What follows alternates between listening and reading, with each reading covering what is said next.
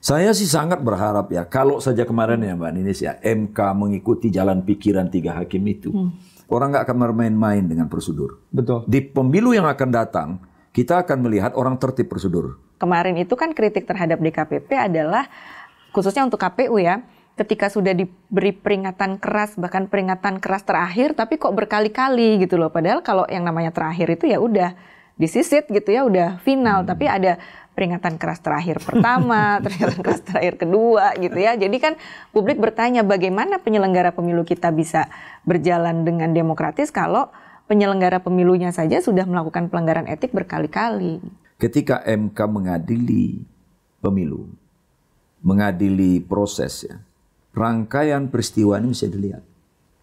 Nah, rangkaian peristiwa pengangkatan seseorang, pelanggaran yang dilakukan berkali-kali, penyelenggara pemilu yang bertanggung jawab untuk memberikan punishment itu nggak konsisten, muler mungkret.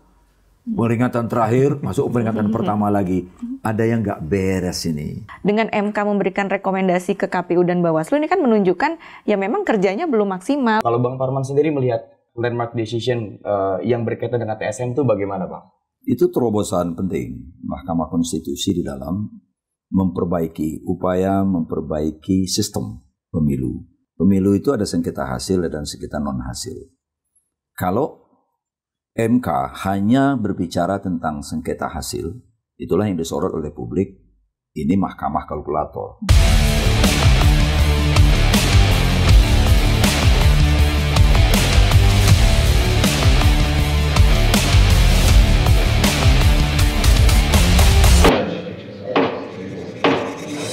Halo semuanya, saya Abdan Syakura. Kita jumpa kembali dalam Ketok Palu Mahfud. Ketok Palu Mahfud merupakan podcast yang secara khusus mengulas putusan-putusan monumental atau landmark decision dari Mahkamah Konstitusi di era Prof. Mahfud MD. Pada episode pertama, kita sempat membahas beberapa landmark decision yang pernah diputus MK di era Pak Mahfud. Antara lain ketika itu, saya dan Bang Parman dan juga Prof. Mahfud membahas istilah terstruktur, sistematis, dan masif atau TSM yang dipakai dalam memutus perkara perselisihan hasil pemilu. Salah satu putusannya adalah putusan nomor 41 tahun 2008 yang berkaitan dengan Pilgub Jawa Timur yang saat itu begitu fenomenal karena MK untuk pertama kalinya memerintahkan KPU melakukan pemungutan suara ulang untuk Jawa Timur. Pada putusan Pilgub Jawa Timur ini istilah TSM menjadi populer dan terus dipergunakan dalam sengketa-sengketa pemilu kada selanjutnya. Kemudian TSM muncul kembali pada putusan MK nomor 45 tahun 2010 tentang pemilu kada Kota Waringin Barat. MK secara mengejutkan tentunya, pantas saja ini menjadi putusan yang monumental karena pada saat itu MK mendiskualifikasi pasangan calon bupati dan calon wakil bupati, lalu memerintahkan KPU untuk menetapkan paslon lain sebagai bupati dan wakil bupati terpilih. Ini sangat menjadi perhatian dan sorotan besar. Kita simak video saat putusan MK pada sengketa hasil pemilihan Pilgub Jawa Timur 2008 yang merupakan salah satu putusan berkaitan dengan istilah terstruktur, sistematis, dan masif. Dan ini dia videonya.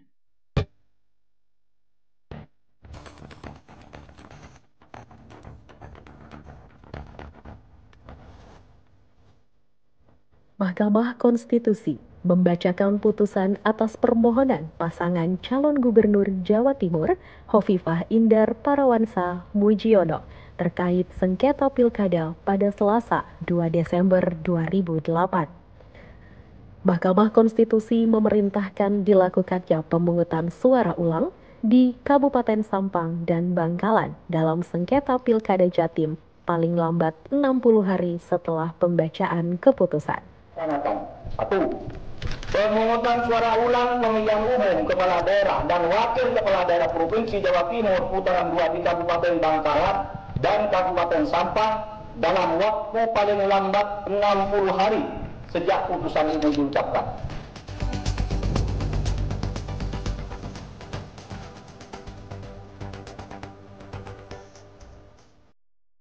Teman-teman, itu dia tadi salah satu video putusan yang pertama kali memperkenalkan istilah terstruktur, sistematis, dan masif. Dan sebelumnya juga saya bersama dengan Bang Parman dan juga Prof. Mahfud sempat membahas sedikit pada episode pertama Ketok Palu Mahfud. Dan hari ini sudah hadir bersama saya Mbak Hoirunisa Nur Agustiati, Direktur Eksekutif Perludem, Perkumpulan untuk Pemilu dan Demokrasi, atau yang biasa dipanggil akrab dengan Mbak Ninis. Terima kasih Mbak Ninis sudah berkenan hadir. Sama-sama Mas Afnan. Terima kasih, dan tidak hanya dengan Mbak Ninis, seperti biasa teman-teman, kita akan dibersamai dan ditemani oleh pakar hukum yang kebetulan senior saya sekaligus dosen di Universitas Islam Indonesia, Bang Dr. Suparman Marzuki. Bang Suparman juga merupakan mantan Ketua Komisi Yudisial periode 2008 sampai 2013.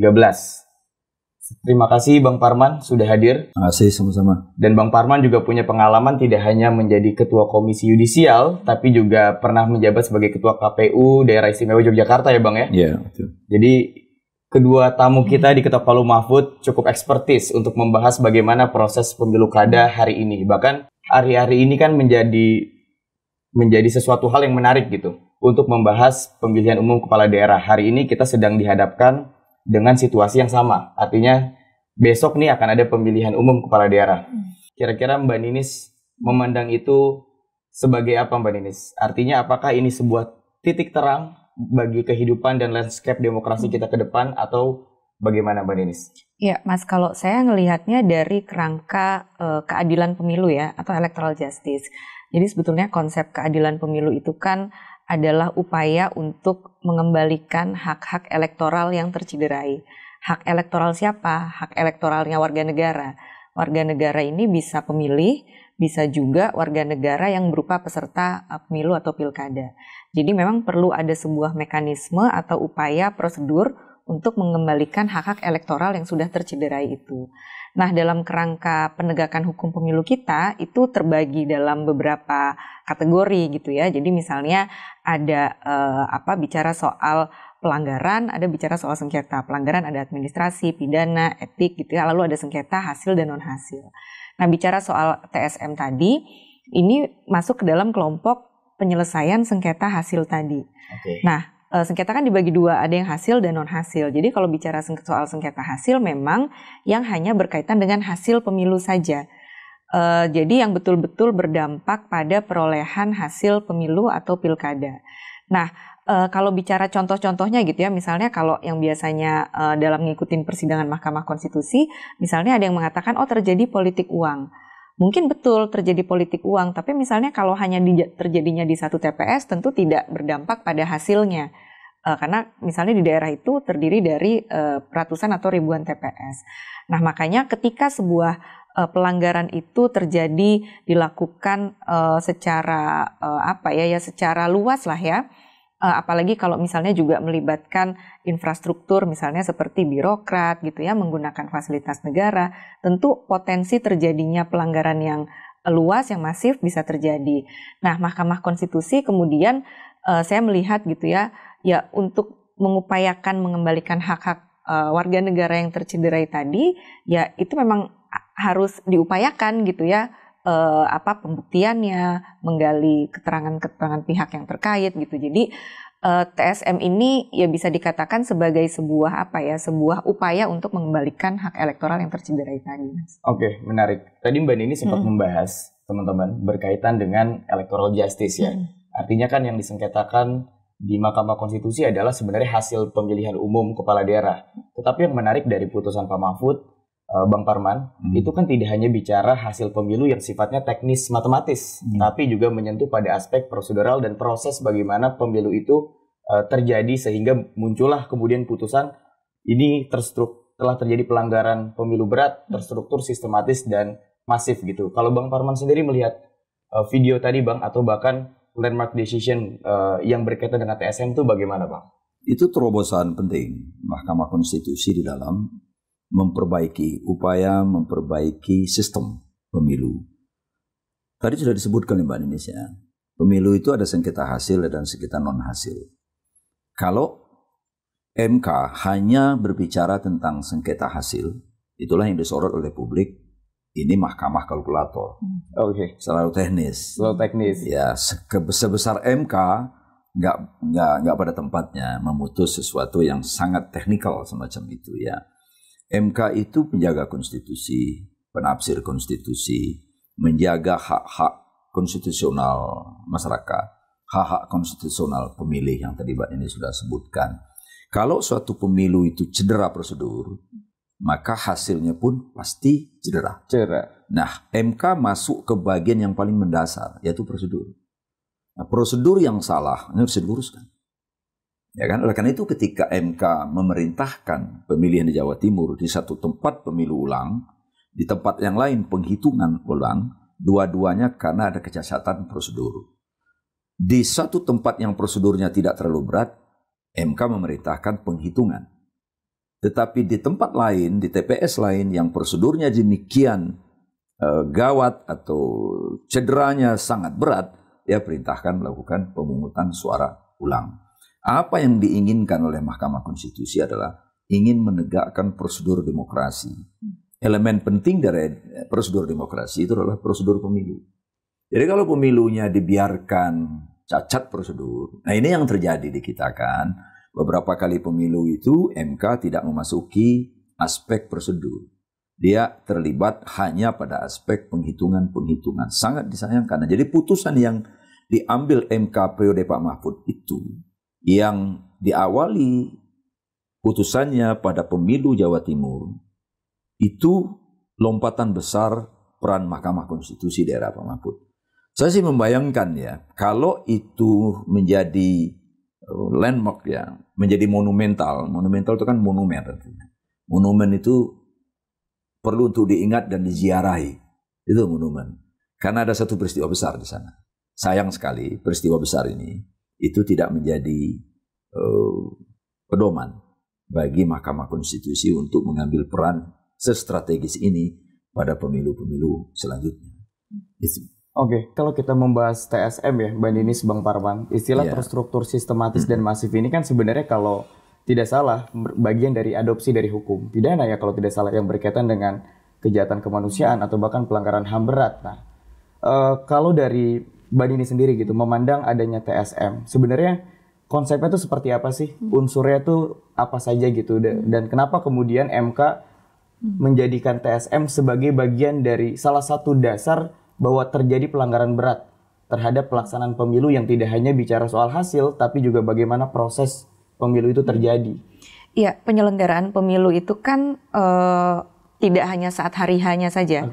Orang datang ke TPS memberikan suaranya gitu ya, lalu suaranya dihitung, barulah kemudian suara yang dihitung ini dipersoalkan kalau ada yang mempersoalkan. Tapi penyelenggaraan pemilu ini kan sebuah siklus, ada tahapan-tahapannya, dan kalau kita tarik tahapan-tahapannya ini kan bisa jadi apa yang tadi Pak Parman bilang, pelanggaran gitu ya terjadi di tahapan-tahapan bahkan jauh sebelum hari hanya gitu. Karena misalnya mulai dari pembuatan regulasinya gitu ya. Apakah kemudian pembuatan regulasinya juga sudah memberikan kepastian hukum atau keadilan bagi nantinya yang akan menjadi peserta pemilu. Ataupun misalnya di tahapan-tahapan yang lainnya. Nah, ini juga berkaitan tentu dengan aktor-aktor yang lain. Misalnya penyelenggara pemilunya gitu ya. Tentu bicara soal penyelenggaraan pemilu tidak terlepas dari ada peran pemerintah di situ. Nah, di sini kan kalau misalnya dia yang TSM tadi juga akan melihat apakah aktor-aktor yang lain ini juga berperan dalam terjadinya dugaan pelanggaran-pelanggaran tadi. Misalnya apakah penyelenggara pemilunya netral? Apakah birokratnya dimobilisasi atau tidak? Nah, sehingga dia juga akan seharusnya ya untuk dalam rangka memberikan keadilan pemilu tadi juga melihat di tahapan-tahapan pemilu yang lainnya. Nah, makanya sebetulnya dengan membawa ini ke Mahkamah Konstitusi itu juga memastikan tahapan-tahapan pemilu yang secara prosedural tadi juga berjalan sesuai dengan prinsip dan nilai-nilai demokrasi gitu. Nah, kalau misalnya dikaitkan dengan perkara pilkada atau pemilu gitu ya. Misalnya ada tadi misalnya contoh politik uang. MK pasti akan bertanya, ini politik uang apakah sudah diselesaikan oleh Bawaslu atau belum? Nah, itu kan biasanya akan ditanya seperti itu. Nah, kalau tidak diselesaikan oleh Bawaslu, pasti MK mengatakan bahwa ya kenapa Bawaslu-nya tidak bekerja secara maksimal, atau kemudian MK juga akan mengatakan oh berarti ada tahapan atau aktor-aktor penyelenggara pemilu yang nggak bekerja maksimal, sehingga kadang-kadang kan MK juga suka bilang kami ini seperti keranjang sampah, semuanya dibawa ke Mahkamah Konstitusi karena fungsi yang nggak maksimal di tahapan-tahapan yang lain tadi itu. Dan itulah kemudian yang dianggap sebagai salah satu pelanggaran yang sifatnya terstruktur tadi ya, karena melibatkan aparat-aparat penyelenggara pemilu. Kalau dari Bang Parman gimana Bang? Iya, konsep itu diadopsi dari elemen of crime di dalam kejahatan berat hak asasi manusia yang sudah dipraktekkan dalam persidangan-persidangan di banyak pengadilan hak asasi manusia di berbagai negara di dunia itu. Apa itu sebetulnya terstruktur itu? Itu kejahatan, dalam konteks ini tentu pelanggaran, yang melibatkan struktur penyelenggaraan pemilu, baik langsung maupun tidak langsung. Nah, struktur itu bisa struktur pemerintah yang tadi Mbak Nini sudah sebut, maupun struktur penyelenggara. Nah, ada dua yang perlu dicari di situ. Crime by omission dan crime by commission dalam konsep HAM itu. Jadi pelanggaran yang dilakukan secara sengaja, langsung, dan pelanggaran karena diam. Jadi mendiamkan pelanggaran itu juga pelanggaran. Berarti mendiamkan bagian dari kejahatan. Iya, bagian dari kejahatan. Oke. Nah, MK membuktikan bahwa ada pelanggaran yang sengaja dilakukan dan ada pelanggaran karena penyelenggaranya atau pemerintahnya mendiamkan ini. Oke. Jadi penyelenggara pemilu tidak bekerja, penyelenggara pemilu lamban dengan berbagai alasan. Berarti Itu- Bang, ketika misalnya pemohon mengajukan permohonan yang sifatnya tadi terstruktur, sistematis, dan masif. Terstruktur ini tidak harus ada struktur organ pemerintah yang melakukan ibaratnya cawe-cawe atau Iya, hal-hal. yang peran Tapi aktif, diam juga yang peran bisa aktif, dianggap diam juga sebagai bisa dia. Iya, ini kemajuan. Nah, yang kedua, sistematis itu satu rangkaian yang direncanakan. Oke. Jadi ini bukan by accident, tapi by design. Satu perencanaan untuk melakukan pelanggaran pemilu, suap, ya kan, lalu merusak atribut dari satu calon. Politik uang tadi ya. Politik uang yang tadi Mbak Nini sebut meluas di mana-mana terjadinya itu Dan berpengaruh masif terhadap itu hasil meluas. pemilu. Iya, tentu saja efek dari pelanggaran yang sifatnya TSM itu menghasilkan pemilu yang nggak fair. Nah, oleh karena itu MK mengambil keputusan prosedurnya harus dibenerin, prosedurnya dinyatakan ilegal.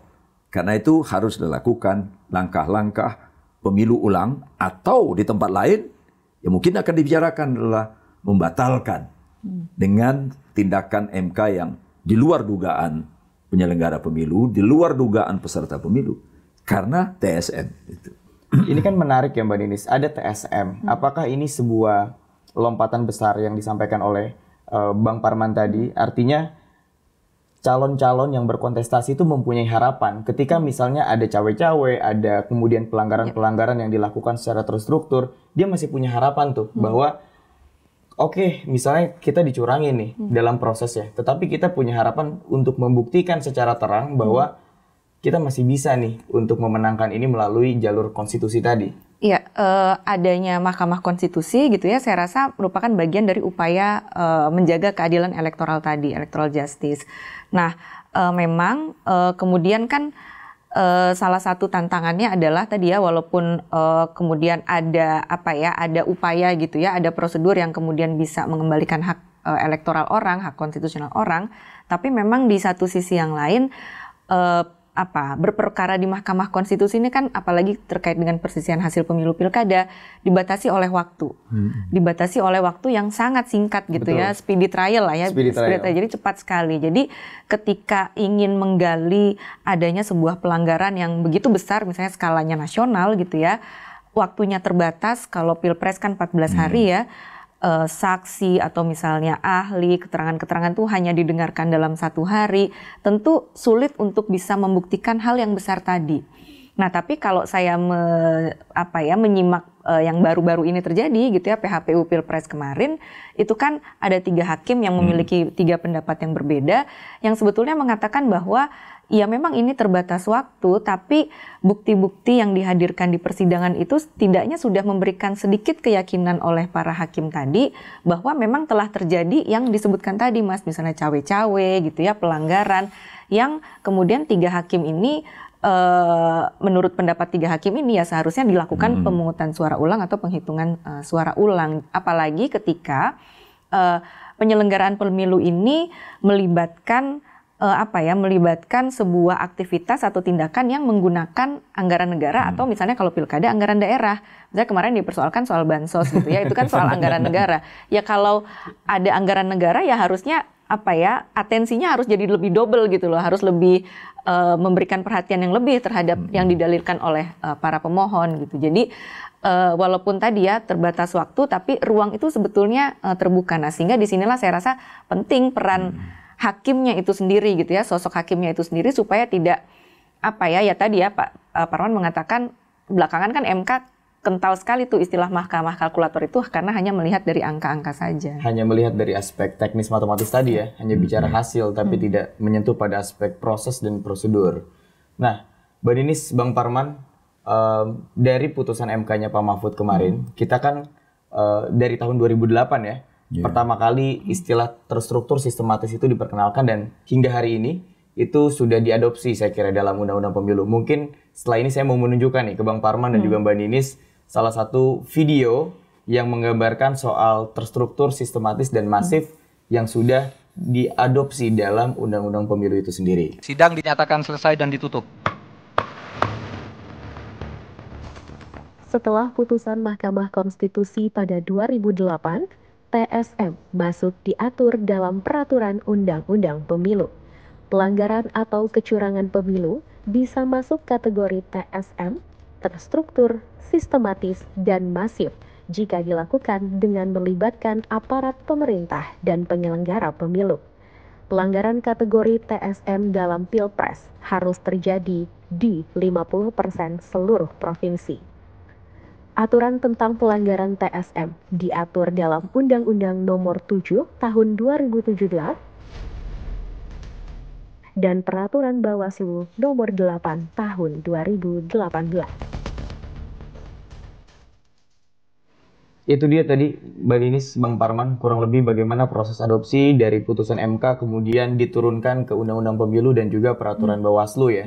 Menarik kalau kita bahas mengenai TSM ini tidak hanya terjadi dari putusan mengenai Pilgub Jatim saja, tapi ada satu putusan juga nih Bang Parman, Mbak Ninis yang cukup monumental dan cukup menjadi perhatian. Putusan tahun 2010, putusan di Kota Waringin Barat. Pada saat itu, Pak Mahfud menjadi hakim Ketua Mahkamah Konstitusi bersama dengan hakim lainnya mendiskualifikasi calon yang dimenangkan oleh KPU, kemudian tidak hanya mendiskualifikasi, tapi juga memerintahkan KPU untuk memutuskan dan menetapkan calon bupati dan wakil bupati terpilih lainnya. Nah, kalau melihat dari putusan itu, menurut Bang Parman gimana tuh Bang? Itu nggak kalah ekstrim dari putusan sebelumnya. Kalau putusan sebelumnya kan hanya memerintahkan untuk melakukan pemungutan suara ulang di tempat-tempat yang dianggap dilakukan terjadinya pelanggaran terstruktur, sistematis, dan masif. Tapi ini lebih ekstrim daripada itu. Iya, MK mengalami kemajuan pesat ya. Dia melompat cukup penting. Kalau sebelumnya hanya memerintahkan pemilu ulang atau pemungutan suara ulang, kali ini memerintahkan diskualifikasi dan menetapkan calon yang satunya untuk menjadi pemenang dan dilantik. Di dalam pertimbangan putusan MK itu, mengapa itu harus diambil? Lepas dari kontroversinya, dan saya menghormati kontroversi itu karena masing-masing punya argumen. Alasannya adalah bahwa pelanggaran TSM itu terbukti. Masif, terstruktur, sistematis, masif terjadi di seluruh wilayah pemilu dilakukan, pilkada dilakukan. Bahkan politik uangnya luar biasa disebutkan dalam putusan itu. Karena itu tidak mungkin diperintahkan pemilu ulang. Sebab calonnya hanya dua. Calonnya hanya dua. Dan kalaupun dilakukan pemilu ulang gitu ya, MK nggak terlalu yakin tampaknya dari pertimbangan itu bahwa prosedur akan dipenuhi. Gitu. Setidak-tidaknya pelanggaran prosedur yang pertama, misalnya orang sudah dikasih uang, ya kan? Sudah dikasih uang, sudah dibangunkan infrastruktur, sudah dikasih berbagai fasilitas, diladakan pemilu ulang, dia mungkin tidak akan melakukan lagi. Tapi dia akan meminta, ya Anda sudah dapat dong, ya kan? Jangan berubah pilihan nih ya, gitu. Artinya pemungutan suara ulang terhadap situasi yang bisa dikatakan ekstrim ya, sampai ada money politik, itu ya percuma gitu, akan tidak mengubah keadaan kepada tidak akan kondisi merubah demokrasi yang baik. Iya, jadi MK ambil putusan, ya sudah diskualifikasi karena pelanggaran yang dilakukan oleh calon tertentu itu sedemikian rupa yang tidak mungkin untuk dilakukan perintah putusan pemungutan suara ulang atau pilkada ulang. Nah, ini memang ada yang bilang ini ultra petita. Keluar ini dari melampaui undang-undang. Jangan salah. Hakim itu hukum. Hakim itu hukum. Dia bisa keluar dari undang-undang. Hakim itu bukan tunduk pada perintah undang-undang semacam itu. Itu guiding aja. Tapi kalau kalian the ultimate goal dari tugas hakim itu adalah membangun, meletakkan, membenarkan ketidak yang benar dan meletakkan keadilan. Kalau undang-undang ya membatasi hakim untuk menegakkan keadilan, dia bisa terobos kok. Kalau di kita itu dia punya 11 atau 10 metode interpretasi, ya kan? Nah, dia bisa gunakan nih. Macam-macam itu, ada metode gramatikal, metode futuristik yang suka dipakai oleh MK, metode sosiologis, sekarang, ya? Iya, ekstensif yang dia meluaskan arti kata-kata dari satu aturan hukum. Boleh. Hakim melakukan itu boleh, karena untuk kepentingan keadilan. Di Mahkamah Agung saja yang kita kenal sebagai disebut sajalah pengadilan konvensional gitu ya. Tidak sedikit loh mereka juga melakukan putusan-putusan penting terobosan. Saya kasih satu contoh. Betapa MA juga mengambil langkah penting. Misalnya, ada seorang penumpang menggugat maskapai. Antara gugatannya dengan aktanya beda. Identitas dari akta dengan identitas dari gugat itu beda. Tapi hakim mengambil keputusan bahwa publik tahu bahwa yang dimaksud dengan maskapai itu maskapai X itu.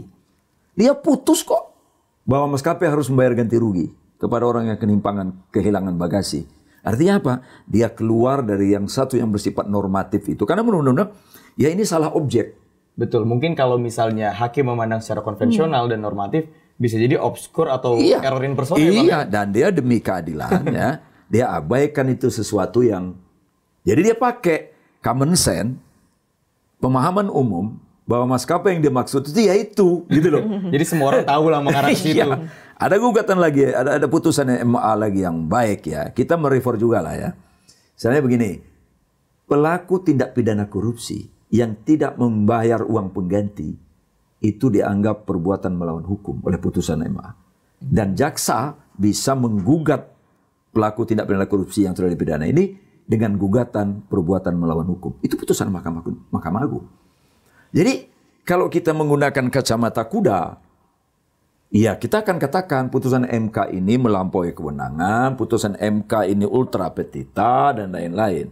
Tapi kalau kita renungkan secara jauh, mendalam bagi perbaikan demokrasi, bagi perbaikan negara hukum, lebih khusus lagi perbaikan pemilu, semestinya kita berterima kasih dong dengan terobosan-terobosan semacam ini.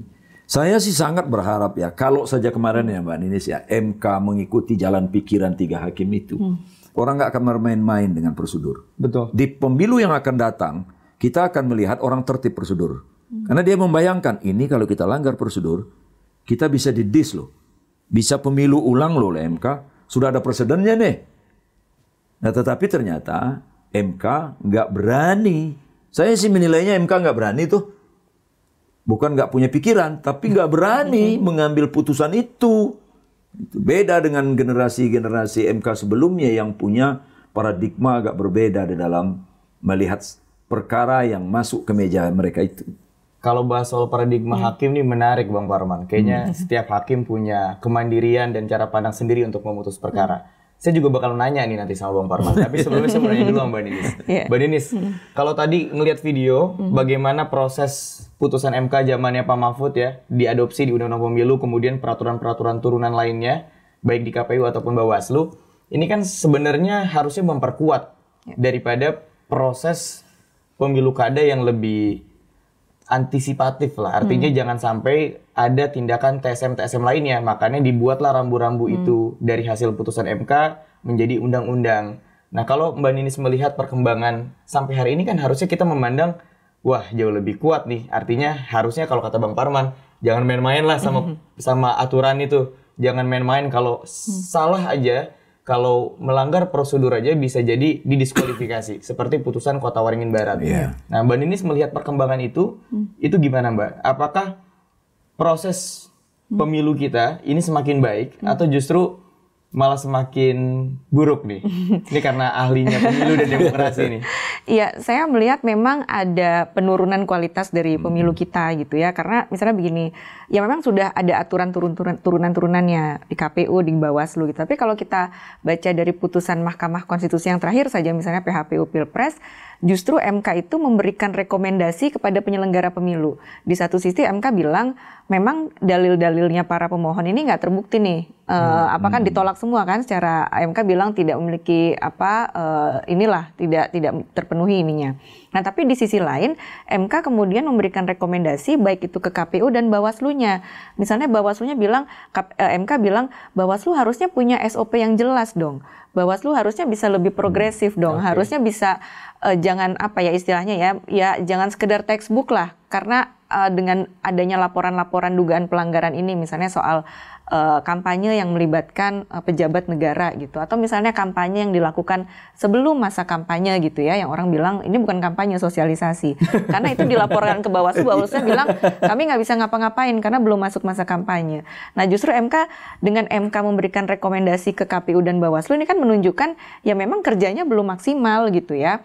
Atau misalnya contoh lain di pilkada ya, waktu itu di pilkada Saburai Jua kalau Mas Abdan ingat, itu calonnya itu punya kewarganegaraan ganda, warga negara lain gitu. Dia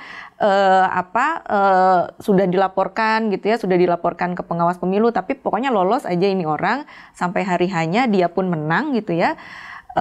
Ketika dibawa ke Mahkamah Konstitusi, MK mengatakan MK nggak melihat hasilnya.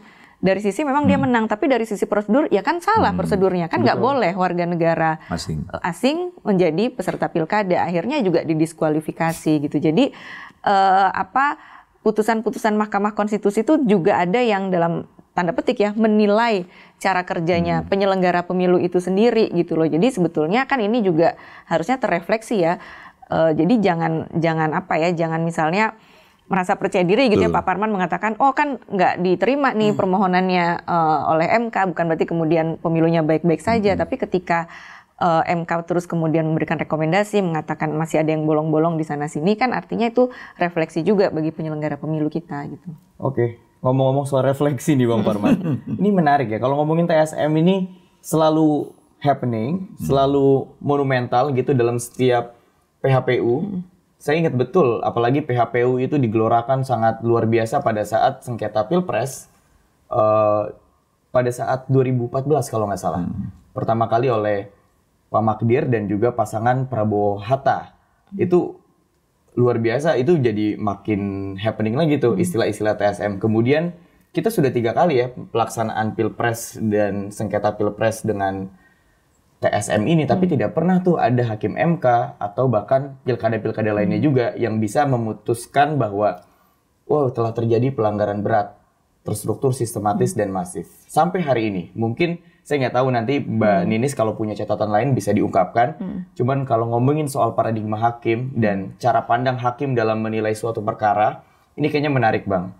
Karena pada zamannya Prof. Mahfud menjadi Ketua Mahkamah Konstitusi, dan 9 hakim lainnya juga pada saat itu mereka mampu, tidak hanya Prof. Mahfud tapi yang lainnya, mampu menghadirkan putusan-putusan yang dikatakan sebagai landmark decision tadi. Sebagai putusan monumental. Hakim cenderung keluar daripada hal-hal yang normatif. Nah, saya perlu pandangan Bang Parman terkait dengan hal itu Bang. Melihat bagaimana perjalanan Mahkamah Konstitusi yang sampai hari ini belum ada lagi putusan-putusan model TSM itu. Iya, kalau mau dibikin garis besar ya, MK itu sudah 3 generasi lah. Sekalipun di periode pasca Pak Mahfud itu ada beberapa kali ada ketua ya.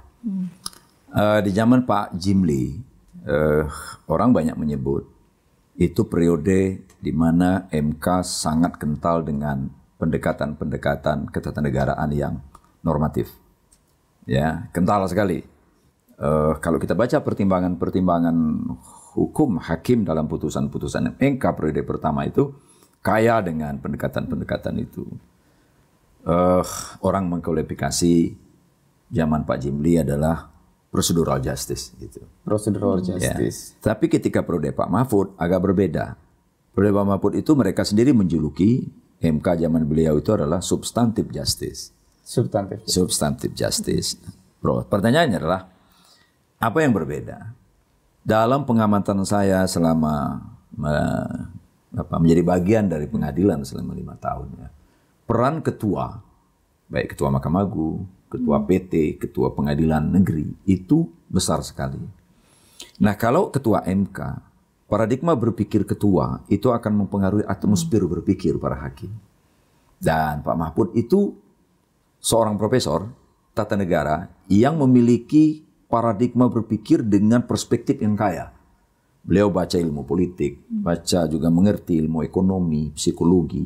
Bagi seorang sarjana hukum yang katakanlah tidak ketat berpikir normatifnya, ya, memang agak liar. Liar dalam pengertian positif, ya. Kaya sekali. Karena itu ketika dia melihat hukum itu teks. Teks itu dia mesti juga pahami konteks. Jadi periode Pak Mahfud itu mengawinkan teks dan konteks itu sedemikian kritis. Kalau hanya bicara teks undang-undang, kita nggak bisa menghidupkan ruhnya hukum. Hukum itu ada ruhnya, ada jiwanya. Nah, jiwanya hukum itu mesti dihidupkan oleh hakim. Agar dia muncul ruhnya. Apa ruhnya hukum itu? Keadilan, kebenaran, kemanusiaan. Di balik setiap rumusan kalimat undang-undang, itu ada aspek ini. Nah, ini yang harus dihidupkan oleh hakim. Agar jiwa-jiwa hukum, jiwa-jiwa undang-undang itu muncul, menjelma, menjadi kenyataan. Nah, dalam konteks periode Pak Mahfud itu, ini kental sekali. Kental sekali. Karena sebagian besar beliau-beliau ini kan akademisi. Hanya 3 yang non-akademisi dari unsur Mahkamah Agung.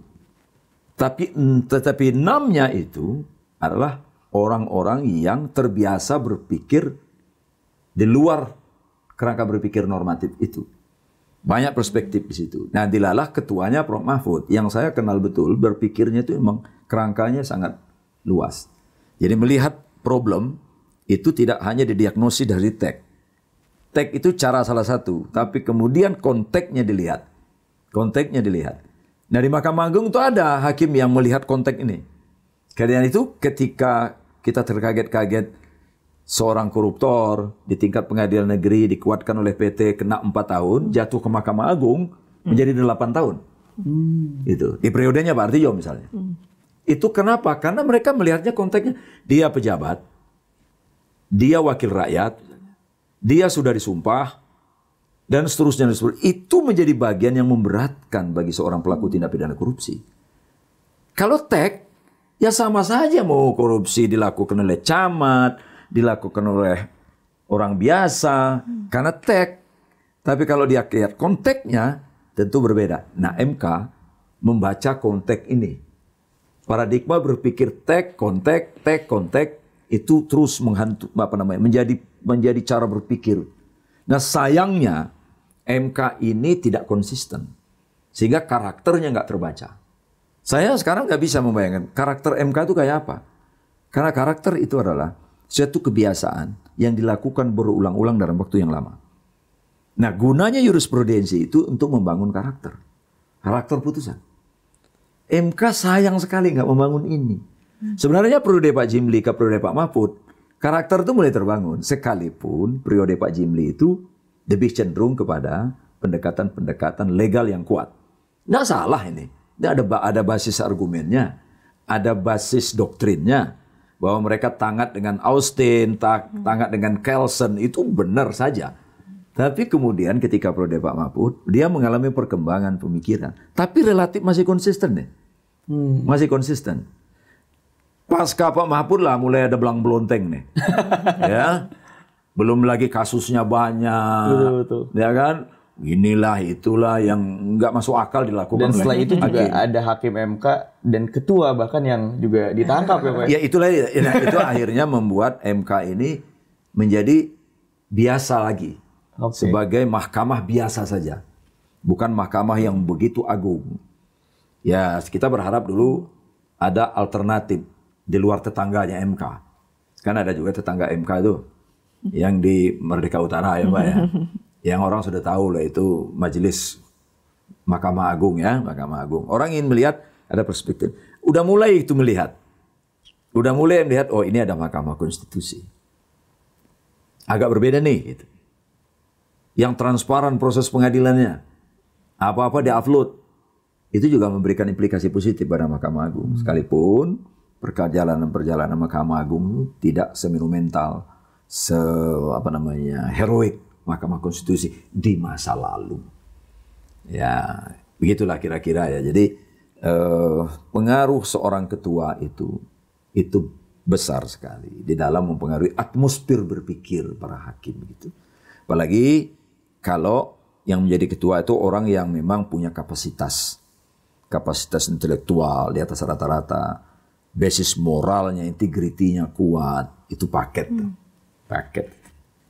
Berarti sangat punya peran besar ya, ketua sekaligus hakim mempengaruhi bagaimana atmosfer berpikir tadi dan proses berpikir sehingga menghasilkan tidak hanya hasil keputusan yang sifatnya kacamatanya normatif saja, tapi menyentuh pada aspek keadilan substantif tadi. Karena begini, saya tunjukkan sedikit ya.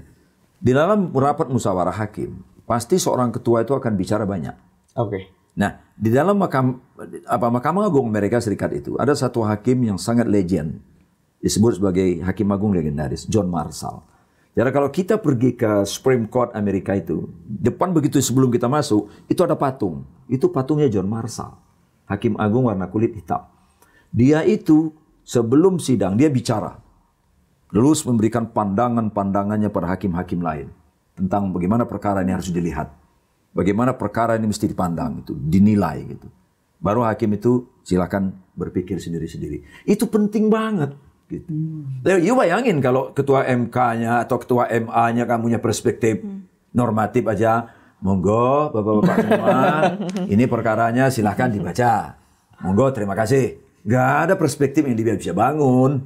Dan putusan yang dihasilkan cenderung sempit ya jadinya. Iya, tapi kalau ketuanya itu sudah mengutik macam-macam. Jim Lee punya kekuatan ini.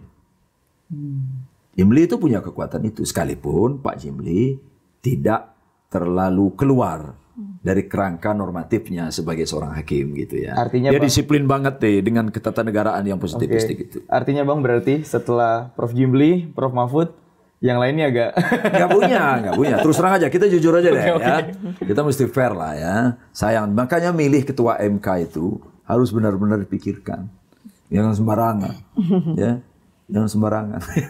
Ini teman-teman, seperti yang kita sudah jelaskan ya, dan kita perkenalkan Bang Parman ini Mbak Ninis. Ya kalau Mbak Ninis pasti kenal Bang Parman ya. Adalah mantan ketua komisi yudisial yang juga pengawas hakim. Jadi tahu bener Bang Parman ini bagaimana perilaku hakim, bagaimana hakim dalam memutus perkara, bahkan karakteristik dari suatu putusan aja tuh bisa menggambarkan integritas dan karakter hakim itu sendiri ya dalam menciptakan sebuah norma hukum baru.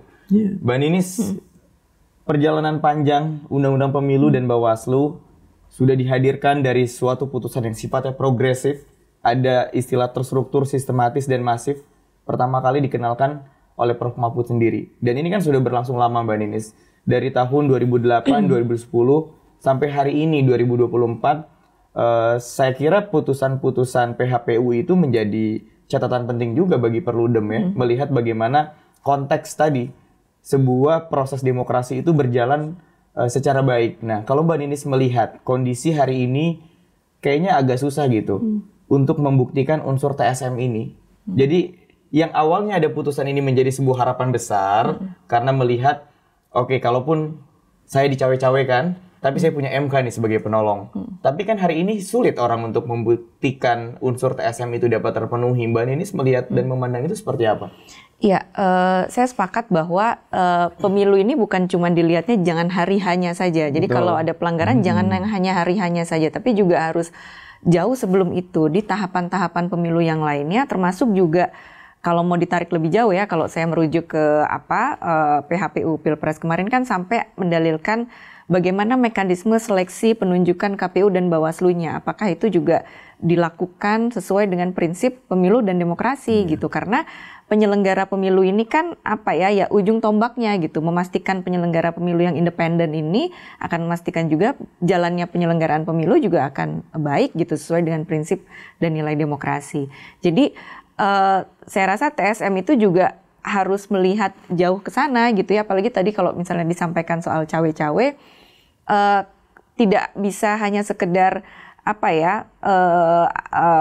boleh atau tidak boleh gitu. Karena kan kemudian seperti misalnya soal bansos kemarin yang banyak disampaikan, kan kemudian semacam dibenturkan.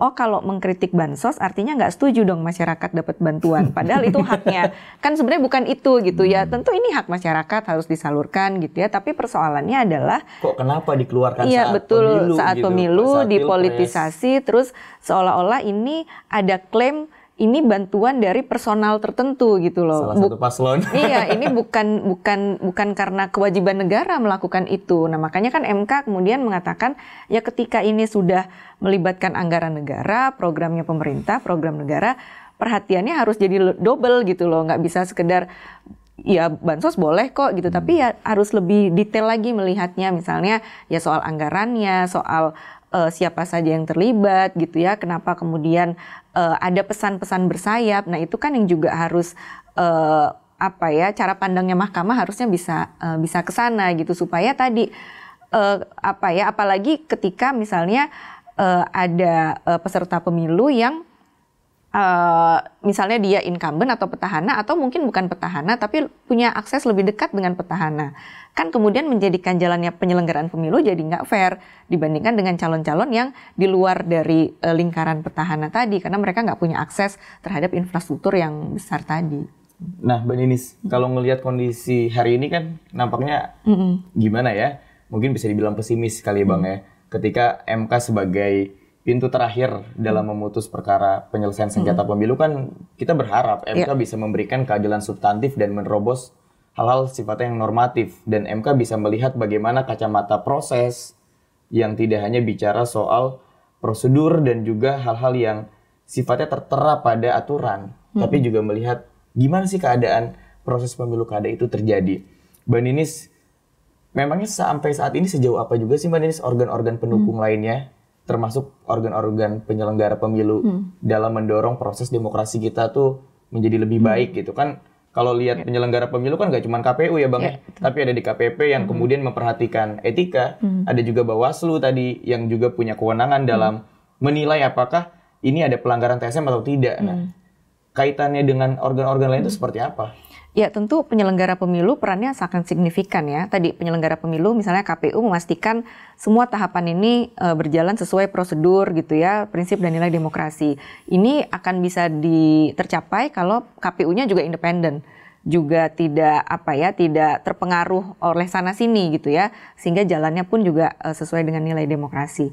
Lalu juga kita kan kemudian transformasi penyelenggara pemilu, kita punya Badan Pengawas Pemilu.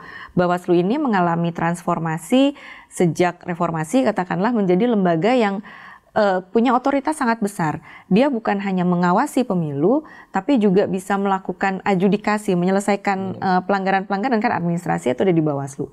Bahkan unsurnya tetap bukan hanya nasional, tapi juga sampai kabupaten kota.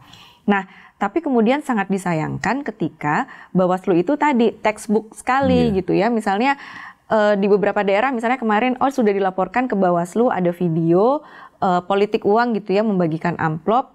Tapi kemudian tidak bisa ditindaklanjuti oleh Bawaslu karena Bawaslu berpandangan bahwa kalau ini tidak memenuhi unsur, karena kalau kampanye itu harus ada visi, misi, program, harus ada ajakan gitu ya. Ya tapi apa sih intensinya orang bagi-bagi amplop di masa pemilu, kan saya rasa nggak cuma sekedar sedekah ya, tapi kan pasti ada intensi yang lain. Nah kemudian juga ada DKPP yang seharusnya bisa menjaga etik. Nah kemarin itu kan kritik terhadap DKPP adalah khususnya untuk KPU ya, ketika sudah diberi peringatan keras, bahkan peringatan keras terakhir, tapi kok berkali-kali gitu loh. Padahal kalau yang namanya terakhir itu ya udah disisit gitu ya, udah final. Tapi ada peringatan keras terakhir pertama, peringatan keras terakhir kedua gitu ya. Jadi kan publik bertanya bagaimana penyelenggara pemilu kita bisa berjalan dengan demokratis kalau penyelenggara pemilunya saja sudah melakukan pelanggaran etik berkali-kali. Dan MK sebagai institusi yang sebenarnya diharapkan untuk mewujudkan keadilan proses demokrasi kita, justru malah kayaknya cara pandangnya agak jauh dari sana ya Mbak Ninis ya. Bang Parman, ngobrol Bang Parman menarik nih. Kalau bahas-bahas MK, Mbak Ninis sih banyak menggambarkan bagaimana situasi organ penyelenggaraan pemilu. Bang Parman nih pernah jadi ketua KPU di daerah istimewa Yogyakarta, dan ini menarik. Artinya pengalaman Bang Parman tidak hanya bicara soal aspek bagaimana hakim menentukan hukum tapi juga bagaimana penyelenggara pemilu itu seharusnya bekerja itu seperti apa, Bang? Iya, saya sering katakan ya dalam berbagai kesempatan, pemilu itu sebenarnya adalah peristiwa hukum dalam peristiwa politik. Jadi agak berbeda dia. Sensitivitasnya tinggi, dituntut kerja cepat, akurat, ya. Dan yang paling penting itu dua hal seorang penyelenggara pemilu, paling tidak itu. Dia harus independen dan mesti imparsial. Ya. Kalau kompetensi itu kolektif lah. Kan kita banyak orang, kita bisa angkat expert gitu. Tapi pengalaman saya dua aspek ini penting. Dan penyelenggara pemilu itu, terutama KPU, itu nggak punya pilihan selain kacamata kuda. Kalau penyelenggara pemilu loh. Beda mungkin dengan DKPP atau teman-teman di Bawaslu, karena mereka menangani sengketa. Tapi kalau KPU itu, jangan miring-miring gitu ya. Apa kata undang-undang ya jalanin aja. Apa kata perintah undang-undang ya ikuti aja gitu. Nah ini satu hal ya. Saya menilai bahwa penyelenggara pemilu KPU pasca pemilu 2004 itu terus agak mengalami sedikit variasi karena penentuan penentuan anggota KPU pasca 2004 itu 2004 ya. Mulai ada intervensi. Sehingga yang dipilih orang yang tidak memenuhi 3 syarat ini. Ada independensinya lemah, imparsialitasnya lemah, banyak yang nggak kompeten. Ya kompetensinya itu nggak ngerti dia pemilu itu. Ya. Kok bisa jadi KPU, Bang? Ya itu yang saya bilang, ada titipan-titipan. Partai politik nitip, pemerintah daerah nitip. Ini ya orangku ya, ini orangku ya, ini orangku. Nah kalau sudah seperti itu, ini nggak benar. Nah disinilah tadi saya setuju dengan Berisha. Ketika MK mengadili pemilu, mengadili proses ya, rangkaian peristiwa ini bisa dilihat. Nah, rangkaian peristiwa pengangkatan seseorang, pelanggaran yang dilakukan berkali-kali, penyelenggara pemilu yang bertanggung jawab untuk memberikan punishment itu nggak konsisten, muler-mungkret. Peringatan terakhir, masuk peringatan pertama lagi. Ada yang nggak beres ini. Padahal pada struktur penyelenggara. Istilahnya udah peringatan keras tuh. Iya, tapi ada peringatan keras 1, 2, 3 sampai terakhir. Ada yang terakhirnya. Gitu ya. Dan pada akhirnya dipecat dan seterusnya. Artinya tadi MK-nya melihat ini gitu ya.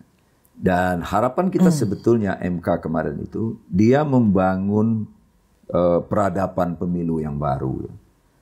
Kalau dia putus misalnya kemarin itu dilakukan pemilu ulang atau minimal pemungutan suara ulang gitu ya. Itu akan menjadi presiden bagus banget di pemilu yang akan datang di mana orang peserta pemilu, penyelenggara pemilu jangan memainkan proses, jangan mempermainkan prosedur. Karena kalau you permainkan prosedurnya berakibat fatal. Inilah yang terjadi di Haiti, di Austria, banyak negara yang mengadili prosedur. Nah kita ini ketinggalan zaman, jauh ketinggalan. Masa sama Haiti kita kalah?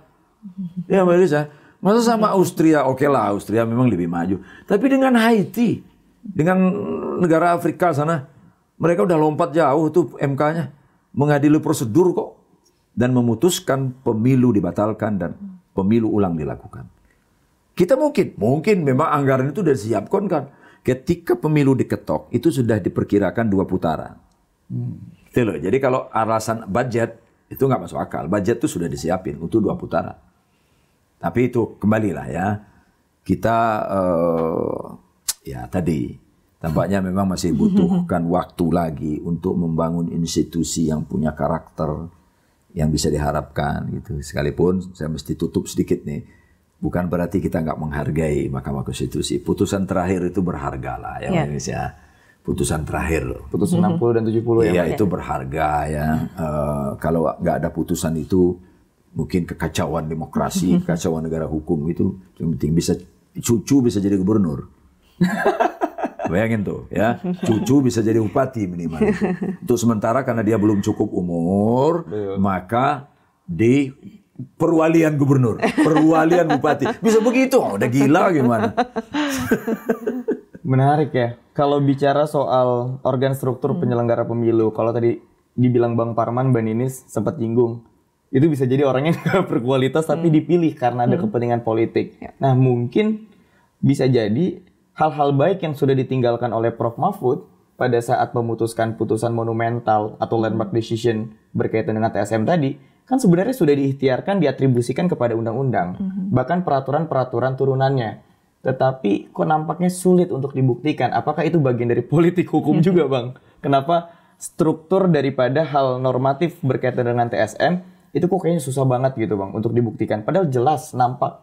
Kenapa hakim tidak bisa untuk bertindak tegas? Ada kemarin itu yang mengatakan bahwa TSM itu sudah menjadi kewenangannya Bawaslu. Menurut saya itu reduktif.